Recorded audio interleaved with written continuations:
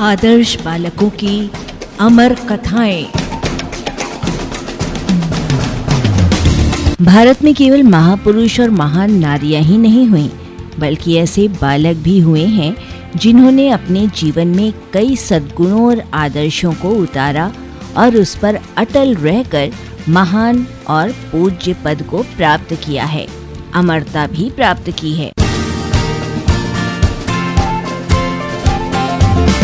उन आदर्श बालकों की प्रेरणास्पद अमर कथाएं प्रस्तुत हैं। आदर्श बालकों की अमर कथाएं क्रम में आज हम आपको सुनवा रहे हैं बर्बरीक की कथा। पांडुनंदन महावीर भीमसेन ने अपने अज्ञातवास के काल में हिडिंबा नामक राक्षसी से विवाह किया था और उससे घटोत्कच नामक उनके एक अतुल पराक्रमी पुत्र हुआ था। भगवान श्री कृष्ण के आदेश से घटोत्कच ने भौमासुर के नगरपाल मुरदानव की परम सुंदरी कन्या कामकटका से विवाह किया। घटोत्कच को मुरकन्या से बर्बरीक नामक पुत्र की प्राप्ति हुई। बालक बर्बरीक जन्म से ही विनयी, धर्मात्मा और वीर था। उसे साथ लेकर घटोत्कच द्वारका गया और वहां उसने भगवान श्री कृष्ण के चरणों में पुत्र के साथ प्रणाम किया। बर्बरीक ने हाथ जोड़कर भगवान से प्रार्थना की, आदिदेव माधव, संसार में जीवन का कल्याण किस प्रकार होता है? और कोई धर्म को कल्याणकारी बताते हैं तो कोई धन को, दान, तप, मोक्ष और कोई भोग को बताते हैं। प्रभु, इन सैकड़ों उपायों में से मेरे कुल के लिए जो उपाय उपयुक्त और श्रेष्ठ हो उसका आदेश आप मुझे करें। तब भगवान बोले, बेटा, जो जिस कुल में और जिस वर्ण में पैदा हुआ है उसके कल्याण का साधन उसी के अनुरूप निर्धारित है। ब्राह्मण के लिए तप, इंद्रिय संयम और स्वाध्याय कल्याणकारी है। क्षत्रिय के लिए प्रथम साध्य बल है, क्योंकि बल के द्वारा ही वो दुष्टों का दमन और साधुओं का रक्षण कर अपना कल्याण कर सकता है। तुम क्षत्रिय कुल में उत्पन्न हुए हो, इसलिए पहले तुम अतुलनीय बल की प्राप्ति का उद्योग करो। भगवती शक्ति की कृपा से ही बल की प्राप्ति होती है, अतः तुम्हें शक्ति रूपा देवियों की आराधना करनी चाहिए। बर्बरीक के पूछने पर भगवान ने उसे महिसागर संगत तीर्थ में जाकर देवर्षि नारद द्वारा लाई गई नव दुर्गाओं की आराधना करने का आदेश दिया। बर्बरीक ने भगवान की आज्ञा का पालन किया। 3 वर्ष की आराधना के बाद देवियां प्रसन्न हुईं। उन्होंने प्रत्यक्ष दर्शन देकर उसे वरदान दिया कि तीनों लोकों में जो बल किसी में नहीं है, ऐसा अतुलनीय बल तुम्हें प्राप्त हो। वरदान देकर उन्होंने कहा, पुत्र, तुम कुछ समय तक यहीं निवास करो। यहाँ विजय नामक एक ब्राह्मण आएंगे, उनके संग से तुम्हारा और अधिक कल्याण होगा। देवियों की आज्ञा मानकर बर्बरीक वहीं रहने लगा। कुछ समय बाद मगध देश के विजय नामक ब्राह्मण वहां आए। उन्होंने कुमारेश्वर आदि सहित 7 शिवलिंगों का पूजन किया और विद्या की सफलता के लिए बहुत दिनों तक देवियों की आराधना की। स्वप्न में देवियों ने उन्हें आदेश दिया कि तुम आंगन में सिद्ध माता के सामने अपनी संपूर्ण विद्याओं की साधना करो। हमारा भक्त बर्बरीक तुम्हारी सहायता करेगा।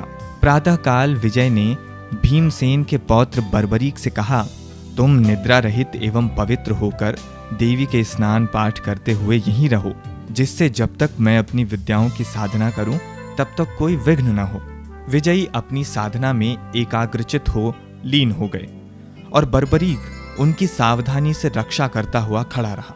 विजय की साधना में विघ्न पहुंचाने वाले रेपलेंद्र नामक महादानव तथा द्रुहा नामक राक्षसी का संहार उसने किया। इसके बाद पाताल में जाकर नागों को पीड़ा देने वाले पलासी नामक भयानक असुरों को रौंद कर यमलोक भेज दिया।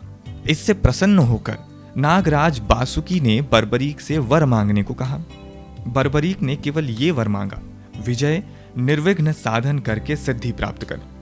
कई नाग कन्याओं ने बर्बरीक के अतुल पराक्रम के प्रति मुग्ध होकर उससे विवाह का प्रस्ताव भी रखा, किंतु जितेंद्रिय बर्बरीक ने विनम्रता पूर्वक उनका प्रस्ताव अस्वीकार कर दिया, क्योंकि उसने आजीवन ब्रह्मचर्य का व्रत ले रखा था। जब बर्बरीक पाताल से लौटा तो विजय ने उसे हृदय से लगा लिया। उस सिद्ध पुरुष ने कहा, वीरेंद्र, मैंने तुम्हारी अनुकंपा से ही सिद्धि प्राप्त की है।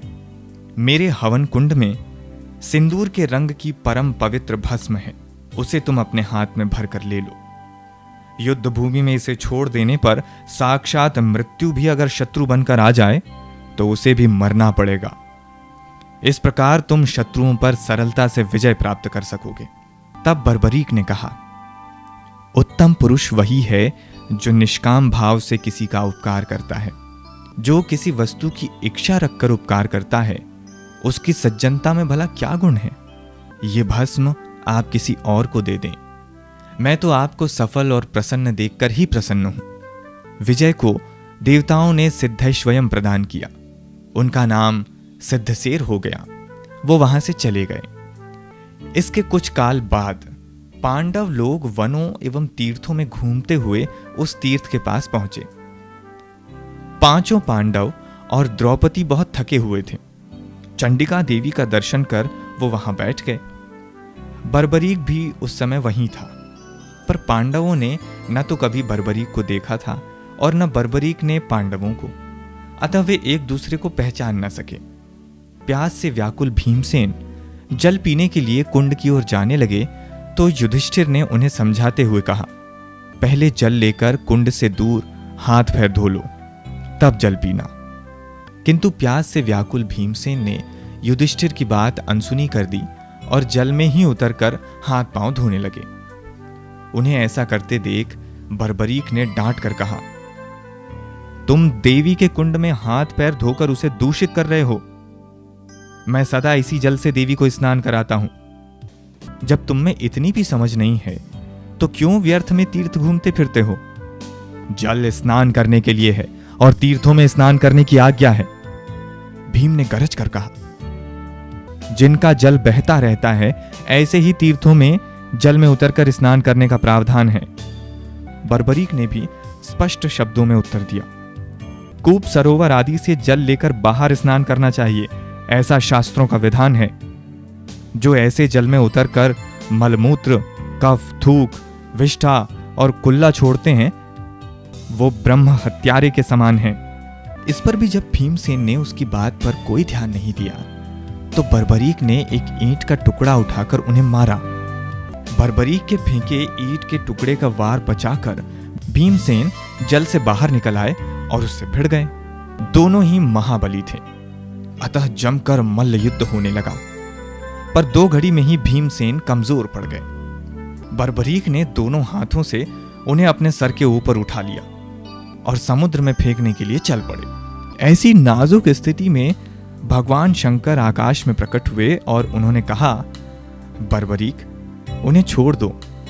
ये भरत कुल के रत्न तुम्हारे पितामह पांडुनंदन भीमसेन हैं। ये तुम्हारे द्वारा आदर किए जाने योग्य हैं। ये सुनकर बर्बरीक ने भीमसेन को छोड़ दिया और उनके चरणों पे गिर पड़ा। वो स्वयं को धिक्कारने, फूट फूट कर रोने और बार बार क्षमा मांगने लगा। उसे अत्यंत व्याकुल होते देख भीमसेन ने उसे छाती से लगा लिया और सांत्वना देते हुए बोले, बेटा, तुम्हारा कोई दोष नहीं है, भूल हमसे ही हो रही थी। कुमार्ग पर चलने वाला कोई भी हो, क्षत्रिय को उसे दंड देना ही चाहिए। मैं बहुत प्रसन्न हूं। मेरे पूर्वज धन्य हैं कि जिनके कुल में तुम्हारे जैसा धर्मात्मा पुत्र उत्पन्न हुआ है। तुम सत्पुरुषों द्वारा प्रशंसनीय हो, अतः तुम्हें शोक नहीं करना चाहिए। बर्बरी का शोक इससे मिटा नहीं। वो बोला, मैं प्रशंसा के योग्य नहीं। सब पापों का प्रायश्चित है, किंतु जो माता पिता का भक्त नहीं उसका उद्धार नहीं होता। जिस शरीर से मैंने अपने पूज्य पितामह का अपराध किया है उसे आज महिसागर संगम में त्याग दूंगा, जिससे दूसरे जन्मों में मुझसे ऐसा अपराध न हो। वो समुद्र के किनारे पहुंचा और कूदने को उद्यत हो गया। तब सिद्धांबिका तथा चारों दिशाओं की देवियां भगवान रुद्र के साथ वहां आईं। उन्होंने बर्बरीक को समझाया और आत्महत्या करने से रोका। उनके रोकने पर उदास मन से वो लौट आया। उसके पराक्रम को देखकर पांडवों को बड़ा आश्चर्य हुआ। उन्हें प्रसन्नता हुई। उन्होंने बर्बरीक की प्रशंसा की। जब पांडवों के वनवास की अवधि समाप्त हो गई और दुरात्मा दुर्योधन ने उनका राज्य लौटाना स्वीकार नहीं किया, तब कुरुक्षेत्र के मैदान में महाभारत युद्ध की तैयारी होने लगी। युद्ध के प्रारंभ में महाराज युधिष्ठिर ने अर्जुन से अपने पक्ष में महारथियों की शक्ति के विषय में प्रश्न किया। सबके पराक्रम की प्रशंसा कर अर्जुन ने अंत में कहा, मैं अकेला ही कौरव सेना को एक दिन में नष्ट करने में समर्थ हूं। ये सुनकर बर्बरीक से न रहा गया। उसने कहा, मेरे पास ऐसे दिव्य अस्त्र शस्त्र एवं पदार्थ हैं कि मैं एक मुहूर्त में ही सारी कौरव सेना को यमलोक भेज सकता हूं। श्री कृष्ण ने पूछा, बेटा, तुम भीष्म, द्रोण आदि से रक्षित कौरव सेना को एक मुहूर्त में कैसे मार सकते हो? भगवान की बात सुनकर अतुल बली बर्बरीक ने अपना भयंकर धनुष चढ़ा लिया और उस पर एक बाण रखा। उस पोले बाण को लाल रंग से भरकर कान तक खींचकर उसने छोड़ दिया। उसके बाण से उसी लाल रंग की भस्म दोनों सेनाओं के सैनिकों के मर्म स्थल पर जाकर गिरी। केवल पांडवों, कृपाचार्य व अश्वत्थामा के शरीर पर वो नहीं पड़ी। तब बर्बरीक बोला, आप लोगों ने देख लिया है कि मैंने इस क्रिया से मरने वाले वीरों के मर्म स्थान का निरीक्षण किया है। अब देवी के दिए हुए तीक्ष्ण बाण उनके उन मर्म स्थानों पर मारकर उन्हें सुला दूंगा। आप लोगों को धर्म की सौगंध है, कोई शस्त्र न उठाए। मैं 2 घड़ी में ही शत्रुओं को मार देता हूं। बर्बरीक अतुल बली, धर्मात्मा और विनयी था, किंतु इस अहंकारवश उसने धर्म की मर्यादा तोड़ दी। दोनों सेनाओं में अनेक वीरों को देवताओं, ऋषियों आदि से वरदान प्राप्त थे। उन सब वरदानों के व्यर्थ होने से देवता, धर्म और तप की मर्यादा ही नष्ट हो जाती। धर्म की मर्यादा की रक्षार्थ अवतार धारण करने वाले श्री कृष्ण ने बर्बरीक की ये बात सुनकर अपने चक्र से उसका सर काट दिया। बर्बरीक के मरने पर सब लोग भौचक्के रह गए। पांडव शोक में डूब गए। घटोत्कच मूर्छित होकर गिर पड़ा। उसी समय वहां 14 देवियां आई। उन्होंने बताया, पूर्व जन्म में बर्बरीक सूर्यवर्चा नामक यक्ष था। देवता ब्रह्मा जी के साथ जब पृथ्वी का भार उतारने के लिए मेरु पर्वत पर भगवान नारायण की स्तुति कर रहे थे, तब अहंकारवश उस यक्ष ने कहा था, पृथ्वी का भार तो मैं ही दूर कर दूंगा।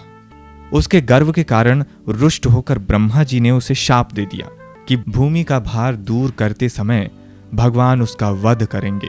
ब्रह्मा जी के उस श्राप को सत्य करने के लिए ही भगवान श्री कृष्ण ने बर्बरीक को मारा।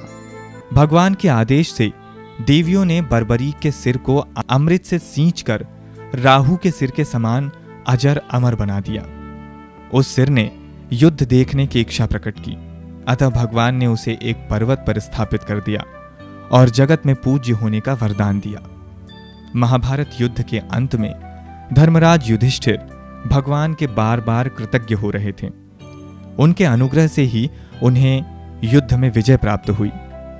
इस पर भीमसेन ने सोचा, धृतराष्ट्र के पुत्रों को तो मैंने मारा है, फिर धर्मराज श्री कृष्ण की इतनी प्रशंसा क्यों कर रहे हैं? भीमसेन ने जब अपने मन की बात प्रकट की तो अर्जुन ने उन्हें समझाया, भीष्म, द्रोण आदि ये त्रिलोक जयी शूर मेरे आपके द्वारा नहीं मारे गए। हम तो केवल निमित्त मात्र हैं। युद्ध में विजयी तो किसी अज्ञात पुरुष के द्वारा हुई, जिसे मैं सदा अपने आगे आगे चलता देखता था। अर्जुन की बात सुनकर भीमसेन हंस पड़े। उन्हें लगा कि अर्जुन को भ्रम हो गया है। ठीक निर्णय जानने के लिए वे अर्जुन और श्री कृष्ण के साथ पर्वत पर गए और बर्बरीक के सिर से पूछा, बेटा, तुमने पूरा युद्ध देखा है, बताओ कि युद्ध में कौरवों को किसने मारा? बर्बरीक ने कहा, मैंने तो शत्रुओं के साथ केवल एक व्यक्ति को युद्ध करते देखा। उसके बाईं ओर 5 मुख थे और उसके बाईं ओर 5 मुख थे और 10 हाथ थे, जिसमें त्रिशूल, धनुष, गदा, तलवार आदि वो धारण किए हुए था। दाहिनी ओर पर 1 मुख और 4 भुजाएं थीं, जिनमें चक्र आदि अस्त्र शस्त्र थे। बाईं ओर उसकी जटाएं थीं और ललाट पर चंद्रमा शोभित हो रहे थे। तथा अंग में भस्म लगा हुआ था। दाहिनी ओर मस्तक पर मुकुट झलमला रहा था। अंगों में चंदन लगा था और कंठ में कौस्तुभ मणि शोभा दे रही थी। उस व्यक्ति को छोड़कर मैंने कौरव सेना का नाश करने वाले अन्य किसी और व्यक्ति को नहीं देखा। बर्बरीक के इतना कहते ही आकाश से पुष्पों की वर्षा होने लगी। भीमसेन लज्जित होकर भगवान श्री कृष्ण से बारंबार क्षमा याचना करने लगे। भगवान तो क्षमा के सागर हैं, भगवान तो क्षमा के सागर हैं। उन्होंने हंसकर भीमसेन को गले लगा लिया। इसके पश्चात भगवान ने बर्बरीक के सिर के पास जाकर कहा, तुम्हें इस क्षेत्र का त्याग नहीं करना चाहिए। आदर्श बालकों की अमर कथाएं। प्रस्तुति लिब्रा वेलफेयर सोसाइटी।